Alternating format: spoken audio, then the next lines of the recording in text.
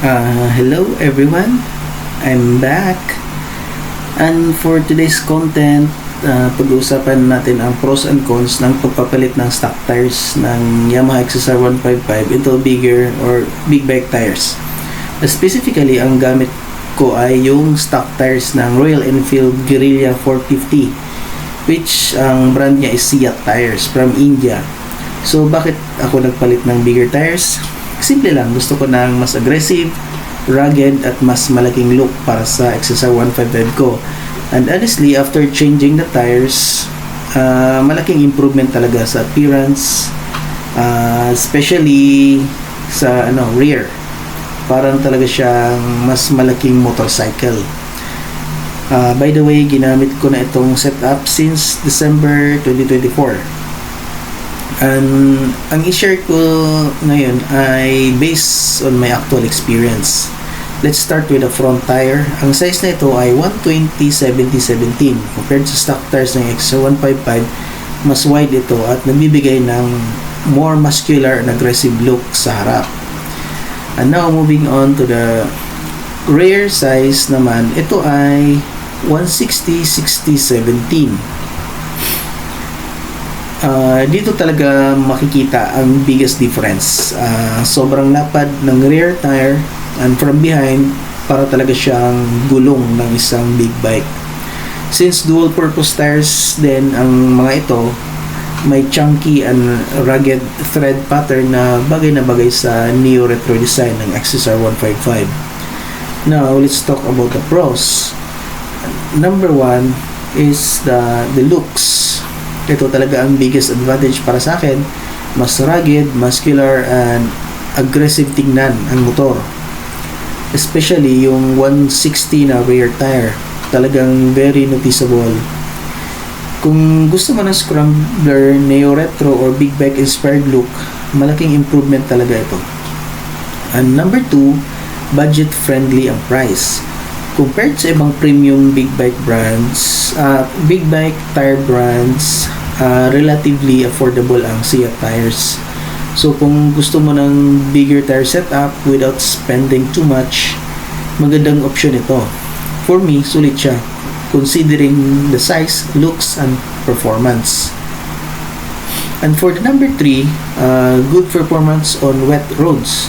Based on my personal experience, stable naman ang tires during rainy conditions.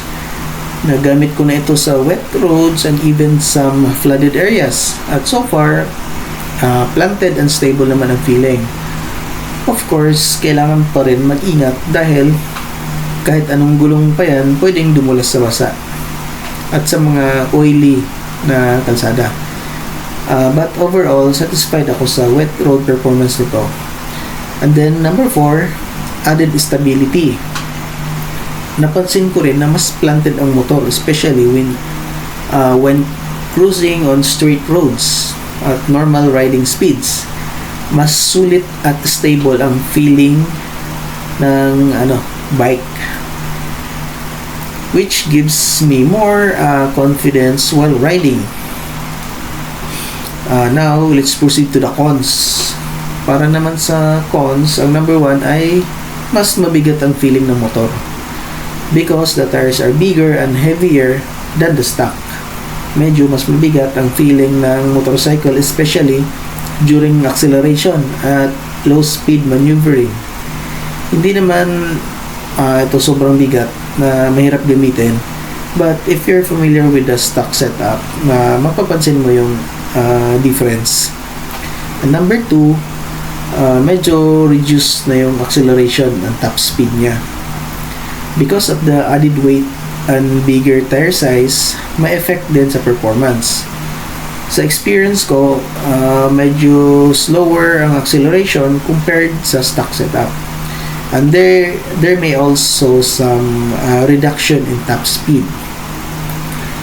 Actually, understandable naman ito dahil 155cc pa rin ang XSR. Pero mas malaki at mas mabigat na gulong ang pinapaikot ng engine.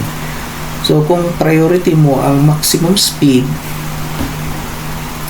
and also the acceleration, hindi ito ang setup na best for you. Personally, hindi naman ako focus sa top speed. Mas gusto ko ang looks, stability, and overall riding experience. And for the number 3, slight increase in fuel consumption. Posible din ang slight increase sa fuel consumption dahil mas mabigat ang gulong. Pero based on my experience, hindi naman ito noticeable ang difference. Para sa akin, hindi ito major concern. And for my final verdict, personally, mas lamang pa rin para sa akin ang pros kaysa cons. Yes, medyo bumigat ang motor, may counting effect sa acceleration and top speed, at possible ang slight increase sa fuel consumption. Pero para sa akin, acceptable ang mga ito dahil kapalit naman ay better appearance, good stability, at mas planted na feeling while riding. And honestly, every time na tinititigan ko ang XSR ko, especially from the rear, talagang gusto ko yung wide and aggressive look niya. Of course, this setup is not for everyone. Kung priority mo ang lighter handling, maximum performance, and better fuel efficiency, staying with the stock tires may still be the better choice. But if you're like me and you prefer a rugged, aggressive, and big bike inspired look, then this setup is definitely worth considering. So, ayun lang ang personal experience ko using big bike tires on my XSR 155. And again, these are Seat dual purpose tires, 120/77 din sa front and 160/67 din sa rear. So, let me know sa comments kung ano ang opinion nyo.